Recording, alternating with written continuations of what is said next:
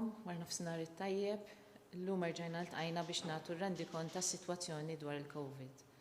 Sfortunatament għandna aħbar ħażina llum fejn riżulta raġel ta' 81 sena li huwa pożittiv li miet matul il-lejl. Din hija l-ħames mewt li kellna nies li kienu pożittivi u tilfu ħajjithom. Il-bieraħ komplejna għaddejjin bis-swabs tagħna fejn aħna għamilna 1218 swabs u minn dawn ħarġu 2 li huma pożittivi. U allura t-total ta' każijiet huwa ta' 482. Dawn iż-żewġ każijiet li huma pożittivi huwa dan il-persuna li għadni kemm mittilkom li tilef ħajtu li huwa raġel Malti ta' 81 sena li dan kien qed jiġi rikoverat bħala pazjent f'Caring Grek u hemmhekk aħna dan il-persuna skont l-informazzjoni wkoll li tawna t-tobba li kienu qegħdin jieħdu ħsiebu u kien qed ibati b'diversi kundizzjonijiet oħra mediċi fosthom mart tal-qalb u mart ukoll respiratorju u anke mart tal-kliwi. Dal-persuna miet il-bieraħ matul il-lejl u ġie ttestjat u ħareġ pożittiv. U allura kif qedtilkom dan huwa l-5 imwiet li kellna f'persuni li huma pożittivi. Aħna bħalissa flimkien ukoll mal-Infection Control ta' Caring Grek qegħdin nagħmlu wkoll it-testijiet fuq il-pazjenti kollha l-oħra li qegħdin fl-istess sala ta' dan il-persuna u anke fuq l-istaff li kellhom kuntatt miegħu. Il-persuna l-oħra pożittiv huwa raġel Malti ta' 44 sena li fit-3 ta' Mejju beda iħoss ġeħ ta' żaq u anke kellu d-diarrea, persuna ma kienx qiegħed imur għax-xogħol u allura bħalissa aħna għaddejjin bil-contact tracing tal-familja tiegħu u kuntatti oħra li kellu miegħu. Is-sitwazzjoni dwar il-pazjenti li għandna fl-isptar qiegħda issa dejjem tmur għall-aħjar għaliex issa n-numru ta' każijiet li qegħdin ikunu rikoverati fl-isptar dejjem qiegħed jonqos, Boffa għandna 5 każijiet, St. Thomas għandna 4 u Mater Dei għandna 2 persuni. U ma hemm ħadd iktar issa fl-ITU għaliex dawk il-persuni li kellna fl-ITU issa marru lura lejn il-ward. Jiġifieri dik hija aħbar li hija tajba. Aħbar tajba oħra hija li kellna 4 persuni li issa fiequ u għalhekk it-total huwa ta' 403 u it-total ta' każijiet attivi huwa allura ta' 74. Kellna 2 persuni ta' età bejn 20 u 29 sena milli fiequ, persuna bejn 30 u 39 sena u persuna oħra ta' bejn 80 u 89 sena. Dawn kienu l-4 każijiet li kellna rikoverati. Allura bħalma qegħdin taraw issa n-numru ta' każijiet li qed ikollna huwa ftit, hija xi ħaġa li aħna nistennewha u kien proprju għalhekk aħna li bdejna ndaħlu ċertu rilaxx ta' ċertu miżuri bil-mod ħalli aħna nkun nistgħu naraw li bir-rilaxx ta' dawn il-miżuri bil-mitigazzjoni li daħħalna kemm jista' jkun nibqgħu bis-sitwazzjoni ta' numru ta' każijiet li huma stabbli. Bħalma dejjem ngħidu rridu nibqgħu nipproteġu lil vulnerabbli. Allura l-appell tagħna huwa li n-nies li huma vulnerabbli kemm jista' jkun joqogħdu d-dar u ma joħorġu biss fejn huma jkollhom bżonnijiet li veru huma meħtieġa. Għax bħalma rajtu dawn il-każijiet li kellna jidħlu l-isptar u anke dawn il-5 każijiet li mietu kienu kollha nies li kienu anzjani u anke kellhom il-mart kroniku. Nfakkarkom nerġgħu fil-miżuri li ħadna aħna għamilnihom mezzi ta' mitigazzjoni. Waħda minnhom kienet l-użu tal-maskra jew inkella il-visors. Tajjeb li nnutaw li l-bieraħ rajna numru ta' nies li kienu qegħdin jitlu fil-ħwienet li kienu libsin il-maskra u l-visors u importanti li daw jintlibsu u jintlibsu sew. Ġifieri hemmhekk nfakkarkom li rrid jitatta l-imnieħer il-ħal u anke l-geddum. Ġifieri fl-ebda mument ma għandek tkun liebes maskla u tniżilha taħt l-imnieħer għaliex hemmhekk inti tkun qed titlef kull skop li inti tkun qiegħed tilbes il-maskra. Infakkarkom li l-maskra li jkun qed liebes persuna ħadd tipproteġi lill-persuna l-oħra. Il-maskla li qed liebes il-persuna l-oħra ħadd tipproteġi lilna.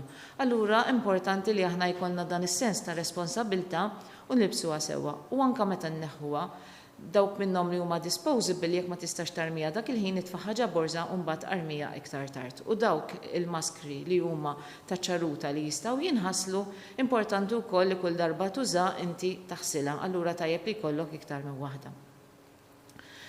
Kellna diversi mistoqsijiet dwar x'jiġri jekk ikun hemm nies li jitlu fil-ħwienet u ma jkunux libsin il-maskra. Niftakru li hemm l-obbligu fuq is-sit tal-ħanut li dan jara lin nies li jkunu qegħdin jitlu fil-ħanut ikunu libsin il-maskra jew inkella l-visor, allura huwa għandu kull dritt li jista' jirrifjuta lil xi ħadd li jkun dieħel mingħajr maskra milli ma jidħolx. Fakkarkom ukoll li aħna dawn il-miżuri ħarġu taħt kriterji li ħarġu taħt l-att tas-Saħħa Pubblika, però aħna maħniex hemmhekk biex aħna nkunu qegħdin inwaħħlu l-multi. Aħna xogħolna huwa li aħna nedukaw lill-pubbliku, li aħna naraw li l-pubbliku ikun marraf biżżejjed għalfejn għandu jieħu dawn il-miżuri u bekk aħna nkun nistgħu naslu bl-edukazzjoni tan-nies u anke billi aħna natukom dak l-għajnuna kollha li għandkom bżonn biex intkom tkun tistgħu timxu ma' dawn il-miżuri li madankollu qegħdin hemmhekk biex aħna nevitaw il-firxa ta' dan il-virus. Allura l-fatt li kulħadd jikkopera qiegħed hemmhekk għal ġid ta' kulħadd. Fakkarkom ukoll li waħda mill-miżuri li daħħalna fil-ħwienet ukoll hija li l-persuni li jitlu fil-ħanut ikunu numru skont l-erja tal-ħanut, jiġifieri din hija importanti wkoll, u anke li dejjem tinżamm id-distanza soċjali bejn persuna u oħra, jiġifieri tkun hemm 2 metri l bogħod minn xulxin. Għaliex konna qed naraw sitwazzjonijiet li n-nies jibdew jilbsu l-maskra u xorta jqogħdu ma' ġenb xulxin. Xorta avolija tkun libes il-maskra xorta trid toqgħod il-bogħod minn persuna ta' 2 metri ħalli inti tnaqqas ir-riskju ta' trasmissjoni. It's the bad news that we have today is that unfortunately we had the 5th death in an 81-year-old gentleman who was being cared for at Caringcrack Hospital, and this was a gentleman who had a number of underlying medical conditions, and he passed away last night and was found to be positive. Yesterday we had 1,218 swabs, and out of these we had 2 positive cases. So the total number of positive cases is 482. We had 4 people who have recovered, so the total number of recovered people is 403, and the total of number of active cases is 74. Would like to appeal to you to remember the obligation to wear a mask or a visor when entering retail outlets. This measure has been done as part of the mitigation measures that we have introduced in order to be able to start relaxing some of the measures that we have instituted previously to control this pandemic. It's important that the masks are worn all the time and that they are worn properly, that they cover the nose, the mouth, and also the chin.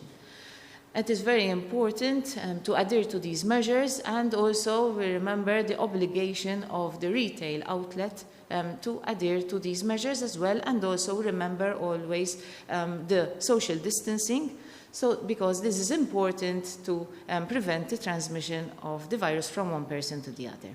Thank you.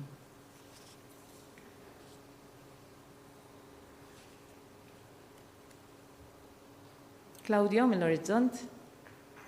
Dwar nofsek tajjeb, Prof. Gawġi. Għada miex għara jekk persuna titla fuq tal-linja jiex obbligata bil-liġi tilbes maskra jew le. Din hija obbligatorja jew hija fidejn il-persuna jilbisix jew le biex tipproteġi lilha nfisha. Grazzi. Iva, għandna barra l-obbligu li hemm li persuna meta jidħol retail outlet li jilbes il-maskra jew inkella l-visor, hemm ukoll l-obbligu li meta persuna jitla fuq tal-linja u anka jekk ħajkun qiegħed fuq il-ferri ta' Għawdex, importanti li dawn ukoll jintlibsu il-maskra jew inkella l-visor. Julia mill-Malta Independent. Good afternoon, Professor Gauci. I have 2 questions today. I know you've been asked numerous times about swimming, but the weather is getting hotter and we're already seeing people gathering on beaches. So people need to have a clear indication. Can people go swimming if they follow social distance rules? And secondly, we've been receiving a lot of questions regarding weddings. Many people have invested a lot of money and they have no idea whether weddings are going to be taking place. Do you have an indication when people can start hosting weddings, please? Thank you. Ġulja, mela fuq l-għawm qed ikollna ħafna nies li qegħdin nisaqsuna, aħna bħalma rajtu ma waqafna l-ebda u ma laqna l-ebda beaches. However, rridu niftakru li meta aħna ħankunu qegħdin noħorġu u morru f'postijiet importanti li dejjem nosservaw dak is-social distancing minn persuna għall-oħra. Allura rridu noqogħdu attenti wkoll li meta inti ħadkun qiegħed f'postijiet li inti ma jkollokx li tkun qrib persuni oħrajn, speċjalment dawk in-nies li huma fl-istess household tiegħek. Dawk tista' tkun magħhom, però oħrajn jekk inti ħadkun magħhom ħadkun qed iżżid ir-riskju li inti hemmhekk tkun qed tiltaqa' ma' nies li jkunu qegħdin iġorru dan il-virus u allura hemmhekk ikun qed iżżid ir-riskju għalik innifsek. Fuq il-tiġijiet kellna ħafna nies li saqsewna wkoll dwar din irridu niftakru li aħna waħda mill-miżuri li daħħalna fil-bidunet li inti hemmhekk meta jkollok numru ta' nies li ħajiltaqgħu flimkien, hemmhekk ħadkun qed iżżid ir-riskju ta' trasmissjoni. U allura għalissa din mhix waħda minn dawk il-miżuri li aħna bdejna nirrilaxxaw. Massimo minn Molto today. Good afternoon, Prof. Gawci. Għandi żewġ domandi. L-ewwel waħda rigward il-linji gwidi għall-anzjani aktar minn 65 sena. La darba jkunu libsin maskra jistgħu jmorru fl-inħunet iridu, jistgħu jħorġu fil-ridu, jistgħu jintaqgħu mat-tfal tagħhom jekk ikun libsin maskra. U t-tieni domanda hija relatata. Wasilna rapport li koppja anzjana ġiet imwaqfa milli tidħol f'shopping mall. Hija prerogattiva tal-ħwienet li ma jdaħlux nies li fl-opinjoni tagħhom ikunu vulnerabbli? Thank you. Massimo, għadna semmejna kemm huwa importanti u rajna wkoll mewt oħra li kellna llum minn persuni li huma vulnerabbli kemm huwa importanti li aħna nipproteġu lin nies vulnerabbli. Niftakru wkoll li aħna waħda mill-aqwa miżuri li ħadna kienet li aħna proteġejna lin nies li huma vulnerabbli. Kien għalhekk li aħna ma tantx kellna każijiet li ddaħlu l-isptar, kien għalhekk li aħna n-numru ta' mwiet ma kienx qoli ħafna bħalma ġara f'pajjiżi oħra, għaliex aħna proteġejna lin nies li huma vulnerabbli. U sa mill-bidunet kif aħna ħabbarna ħanibdew nirrilaxxaw miżuri fejn ftaħna dawn il-ħwienet u l-użu tal-maskri wkoll huwa importanti, però xorta n-nies vulnerabbli m'għandhomx jidħlu fi ħwienet li mhumiex essenzjali. Bħalma jgħid ukoll l-avviż legali, in-nies vulnerabbli għandhom kemm jista' jkun joqogħdu d-dar u joħorġu biss għall-affarijiet dawk li huma essenzjali. Li hemmhekk qed ngħidu għall affarijiet tal-ikel sakemm huma m'għandhomx nies li jistgħu jaħdulhom l-ikel id-dar jew inkella jagħmlu online shopping, jew inkella xi mediċinali jew inkella ħajjoħorġu biex huma jmorru għal xi appuntament. Amy minn Newsbook. Huwa possibbli jekk inxtrawx ventilators hawn Malta miċ-Ċina. Qed nagħmel din il-mistoqsija għaliex fir-Renju Unit kien hemm rapporti fil-medja illi fir-Renju Unit inxtraw ventilators miċ-Ċina u dawn irriżultaw li huma perikolużi għall-pazjenti u allura mhumiex adattati biex jintużaw fl-isptarijiet. Fil-każ ta' Malta nxtraw ventilators, dawn it-tip ta' ventilators miċ-Ċina. Grazzi. Mela. Meta aħna nixtru kwalinkwe equipment li ħanużaw fuq il-pazjenti tagħna u għall-isptarijiet tagħna, hemmhekk aħna naraw li huma l-specifications li nkunu aħna poġġejna aħna stess fejn ikunu dawk il-specifications li huma skont il-linji gwida u skont il-kriterji. Nfakru wkoll li inti għandek meta għandek medical equipment dan ukoll joħroġ certification minn anke regoli li joħorġu mill-Unjoni Ewropea. Li hemm minn TVM? Nsellim lek, Professor Gawci, huwa nofsinhar tajjeb, xtaqt nistaqsik għal kjarifika jekk jogħġbok. Persuni li jixtiequ jagħmlu swab test iżda tista' m'għandhomx sintomi u ma mħeġġa xorta waħda jċemplu wieħed u l-mistoqsija l-oħra jekk jogħġbok rigward skola sajf min-naħa tagħkom. Sar xi assessment dwar il-ftuħ ta' skola sajf fl-ewwel ta' Lulju, grazzi ħafna. Mela, fuq it-testijiet li qegħdin nagħmlu ta' swab test bħalma konna qegħdin taraw, aħna konna qegħdin nagħmlu enhanced testing billi naqbdu gruppi ta' nies u dawn ninkoraġġuhom biex huma jagħmlu testing. Dawn qegħdin naqbdu dawk il-gruppi ta' nies li huma iktar fuq il-front line li huma qed ikollhom iktar kuntatt ma' nies oħrajn li jista' jkollhom is-sintomi wkoll u anke dawk li jkunu flimkien allura chances li huma jkunu ħadu l-virus qiegħed iktar hemmhekk. U minn hemm aħna konna qegħdin naraw li qed jirriżultaw ukoll nies li huma pożittivi avolja m'għandhom l-ebda sintomi. Jekk hemm persuni li huma jkunu frisku għaliex huma jkunu qegħdin jiltaqgħu ma' nies oħrajn m'għandhom l-ebda sintomi, però huma jkunu jixtiequ li jagħmlu dan it-test jistgħu wkoll iċċemplulna fuq il-111. Julian minn Love in Malta. Hi, good afternoon, Prof. Gauci. So, 2 questions. We're informed that Water Services Corporation employees have now been instructed to start returning to the office. Did you issue these instructions or was it decided by their management? The second question, given the price cap of face masks, should VAT be removed on these items given that they're now considered essential health items? And if possible, actually a small clarification, was the death caused by COVID-19?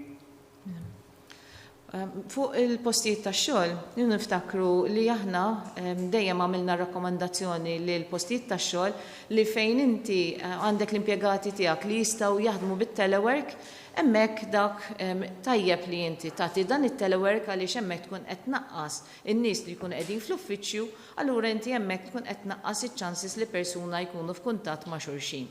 U allura hemmhekk aħna rajna li diversi entitajiet u anke fil-gvern stess kien qed jiġri li ħafna nies kienu qed jaħdmu bit-telework, sibna li ħafna mix-xogħol jista' jsir bit-telework u hija prattiċità li hija tajba u aħna min-naħa tagħna inkomplu ninkoraġġixxu lill-employers biex jibqgħu sejrin hekk ukoll. U allura hemmhekk hija prerogattiva tal-employer biex jara li mhu dak ix-xogħol li jista' jsir bit-telework jew le, jew inkella għandhom xi jirriturnaw lura n-nies għax-xogħol jew le.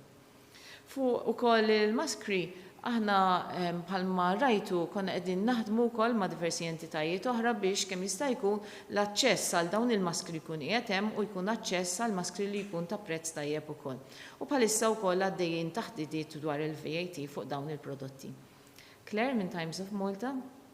Good afternoon, Prof. Gauci. So on the 5th patient that died today, are you testing all patients that die of respiratory illnesses? And how many people, could you give us an indication of the number of other patients that were in the same ward with this patient and who might have been in contact with him? Okay. Mela, ħanorbota ftit ma l-mistoqsija li kelli wkoll tal-Love in Malta għaliex ħanorbothom flimkien.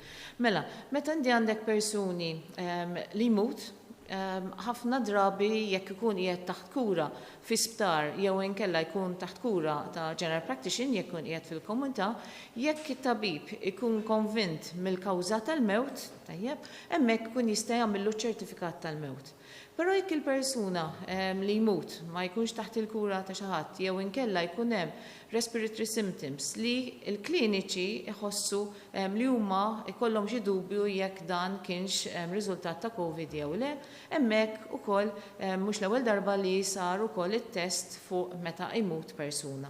Ġifieri kellna ċirkustanzi bħal dawn fejn diġà sar. U meta tħares naqra lejn il-kawża tal-mewt, ħafna drabi inti ikollok sitwazzjoni fejn jekk ikollok persuna li jkollu mart kroniku ieħor, ħafna drabi jekk dal-persuna jkollu COVID ukoll, hemmhekk ikun hemm sitwazzjoni fejn il-COVID tkun qiegħda taggrava iktar il-kundizzjoni medika ta' dan il-persuna. Allura dik hemmhekk aħna noħduha bħala il-COVID li jkun qiegħed ikun kontributtorju għal mewt tal-persuna. Fatt irridu niftakru anka ħarġu ħafna studji fejn juru li jekk inti għandek persuni li huma anka anzjani li għandhom mart kroniku li inti tkun diġà determinajt b'work u stmajt kemm persuna bil-kondizzjoni li għandu jista' jgħix, nafu li jekk il-persuna jkollu l-COVID dejjem ħajkun hemm inqas żmien li persuna ħajmut. Allura dak ngħiduli li jkollok il-premature death. U din hija sitwazzjoni li aħna qegħdin kemm jista' jkun nevitawha u għalhekk qegħdin komplu nagħmlu dawn l-appelli li fejn għandek nies li għandhom mart kroniku importanti li jibqgħu jiġu proteġuti ħalli aħna nkun nistgħu iżjed insalvaw il-ħajjiet. Francesco minn Net News. Nsellimlek Professur Gauci l wara nofsinhar tajjeb. Nixtieq forsi tagħmilha ċara għall pubbliku jekk hemm xi multi imposti għal min ma jilbis maskra protettiva feħwienet, panik, eċetera, kemm għall-klijent ukoll ħaddiema. Domanda wkoll li tal-laċċa ma' domanda ta' kollega tiegħi.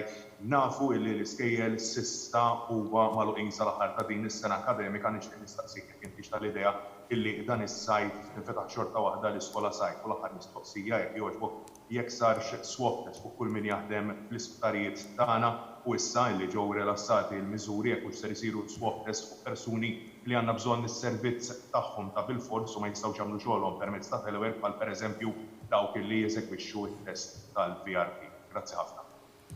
Bħalma spjegajt diġà fuq il-penali għandek aħna l-antana huwa mhux li nwaħħlu l-penali, l-antana huwa miżuri edukattivi u li inti l-persuni ikunu qegħdin jilbsu dawn il-mezzi ta' protezzjoni u meta inti għandek in-nies jilbsu l-protezzjoni hemmhekk ikunu qegħdin jipproteġu lil xulxin. Dan il-kriterji u l-kondizzjonijiet joħorġu mill-att tas-Saħħa Pubblika, iva jista' inti il-persuni jekk ikollok sitwazzjoni fejn ikollok stabbiliment fejn ma jkunx qed jimxi ma' dawn il-mużuri jista' eventwalment jittieħed il-qorti u mbagħad il-qorti tkun tista' tevalwa s-sitwazzjoni u anke tieħu l-miżuri li hemm bżonn, però l-għan tagħna huwa li aħna ikun mezz edukattiv u li n-nies jimxu magħha. Infakkarkom ukoll li aħna kellna diversi avviżi legali fejn aħna ma rbatniex l-ebda penali magħhom u ħadmu. Rajna il-protezzjoni li rajna fuq il-vulnerabbli. Dak kien avviż legali fejn ma kien hemm l-ebda penali miegħu. U hemmhekk ħadmu fejn rajna li n-nies li kienu vulnerabbli għadu ġewwa u hekk ġew proteġuti. Allora nistennew ukoll li fuq din il-miżura aħna nkunu qegħdin nimxu l-istess. Fuq l-iskejjel u anka torbot ma' mistoqsija oħra dwar skola sajf, aħna għamilna l-evalwazzjoni tagħna, però għalissa l-iskejjel ma nistgħux nagħtu indikazzjoni jekk għandux jibdew skola sajf jew le għaliex aħna rridu naraw x'ħajkun l-impatt ta' dawn il-miżuri li aħna issa rrelaxxajna. Simeon minn One News. Il-wara nofsinhar tajjeb Professur Gawci. Mistoqsija li qed issir ċertu dilettanti anke tal-sport tal-atletika huma meta postijiet għat-trek tal-marsa u postijiet oħra bħal-pixxina tal-kro jistgħu forsi jerġgħu jibdew jinfetħu anke għal eżerċizzju b'mod li rispetta social distancing. Thank you. Bħalma semmejna aħna għalissa irrelaxxajna dawk il-miżuri li huma ta' riskju li huwa baxx jew inkella intermedjarju. Dan huwa importanti ħalli jekk aħna ikollna xi żieda fil-każijiet, iż-żieda ma tkunx għolja ħafna u allura nkun nistgħu nikkontrollawha. Eventwalment jekk naraw li aħna ħajkollna dawn il-miżuri li qegħdin jaħdmu u aħna żammejna n-numri tagħna li huma żgħar, hemmhekk aħna nkun nistgħu mbagħad ngħaddu għal iktar miżuri li nistgħu nirrilaxxaw. Però bħalissa li qed nitolbu hija li jkun hemm kooperazzjoni minn kulħadd fuq dawn il-miżuri u li nobdu il-mezzi ta' medikazzjoni li aħna daħħalna. Nawek wasalna fit-tmiem ta' dan il-rendikont mediku dwar is-sitwazzjoni dwar il-COVID għaw Malta. Nixtieq nerġa' nappellalkom biex nżommu ruħna safe kemm jista' jkun nevitaw li aħna jkollna kuntatti ma' nies, speċjalment nies li mhumiex tal-household tagħna jew mhumiex tal-post tagħna u nerġa' kondoljanzi lill-familja kollha tal-persuna li sfortunatament ħallina. Nisselmilkom.